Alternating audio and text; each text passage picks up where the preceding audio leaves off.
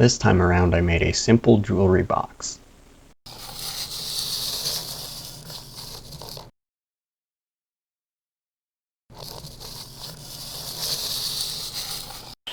I started out cutting off a small piece of Redheart, and then I cut it into strips to use for the sides. With the sides ready, I cut 45-degree angles into each of the pieces, and my thought was that it would look something like this as a cross-section. So the 45-degree angles face inward, and then the actual flat base piece inside the jewelry box would fit in like this. I was rushing to try to get this project done before a business trip on Saturday to China, and that caused me to not think very well. So sometimes thinking in 3D is a challenge. So I cut the first mitered angle incorrectly, so I had to rotate the piece and cut again. Making incorrect cuts seemed to be a theme working with this project, and it was a bit frustrating. So I had to recut some pieces, and then I started to make some progress and things were looking well, until I realized I made the exact same mistake and cut these pieces wrong. So I ended up having to flip those and cut them again also, which meant my box was going to be a bit smaller than I expected.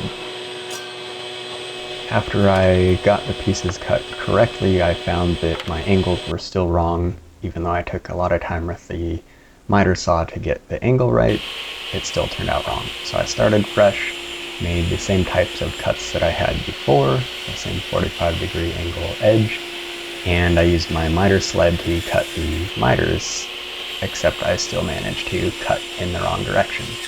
I caught it before I cut all the way through the wood, so I thought maybe I could just rotate it around, cut it correctly, and see how bad that saw cut looked. Maybe I could fill it in or try to do something else to make it not quite so terrible. Eventually I realized the mistake that I was making was just trying to rush through everything, because I had that trip coming up on Saturday and only a couple of hours each night before then to be able to get something done. So I started fresh with a piece of Padauk this time and made the same side pieces and used the miter sled to cut the miters this time, not dealing with that inside angle that I had originally envisioned. With the mitered sides done, I was ready to cut the top and bottom.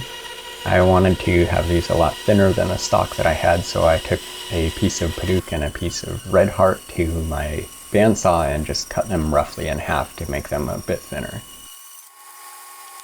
With those cut, then I just had to sand them down quite a bit because the bandsaw leaves some pretty rough cuts, but that didn't take too long. I decided to cut the rabbets around the top and bottom of the sides, just using the table saw and slowly nudging the fence over.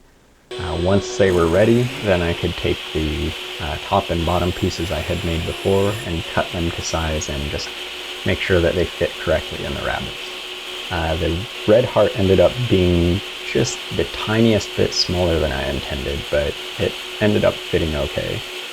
I took the chisel to those rabbets to smooth them out and make sure that the top and bottom would glue in nicely, and then I could go ahead and glue each of the mitered corners and stick everything together. I just used a whole bunch of rubber bands instead of trying to fit some clamps into this because it was so small, but that worked out pretty well.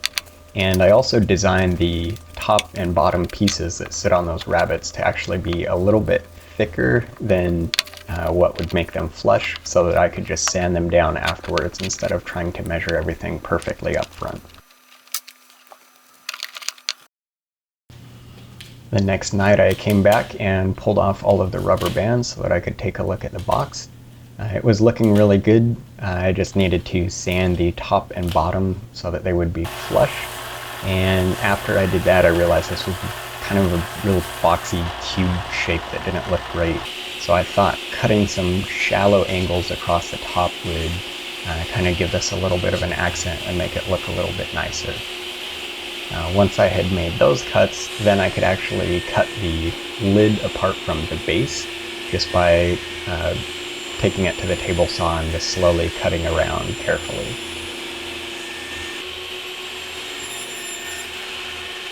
Once the lid was separate from the bottom, I realized I didn't like how thick the walls of the lid were, so I took it to the router and kind of thinned those out. It was a little bit weird because I had to use the router in reverse because I was cutting along the back side of it, but that sort of made sense in my head, but I had to be very careful doing this.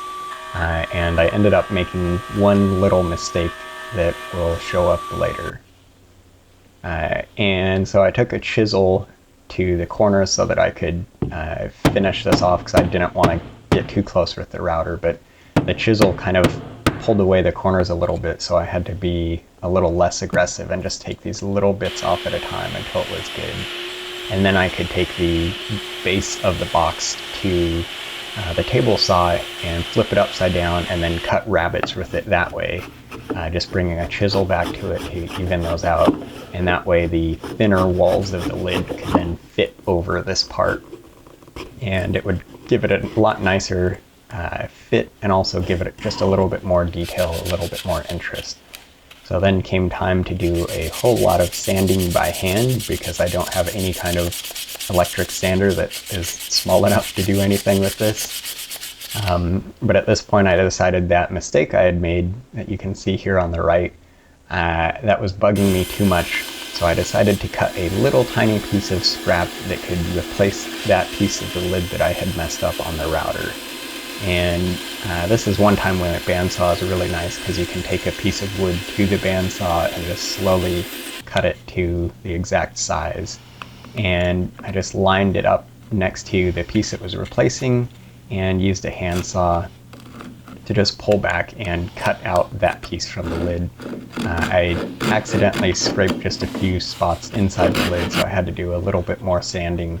But once I had sawn through the two sides and then used the chisel, I was able to pull away that piece and glue this sort of replacement piece in place. Once that glue had dried, then I just cut that replacement piece flush with the rest of the lid, and I used some of the scrap mistake pieces from earlier as sort of makeshift painter's cubes so that I could spray on the finish on this box. And I was literally spraying this on and then going up and packing a little bit for my trip and then going back down and spraying. It was a little bit hectic, but things turned out okay.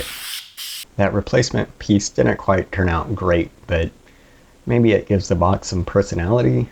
I don't know. The rest of it turned out well. I really liked that Redheart and hope to use that wood in the future. So the last piece was simply putting in the jewelry that I was planning on giving with this box, and it was a nice, tight, snug fit. So finally something turned out right with this project.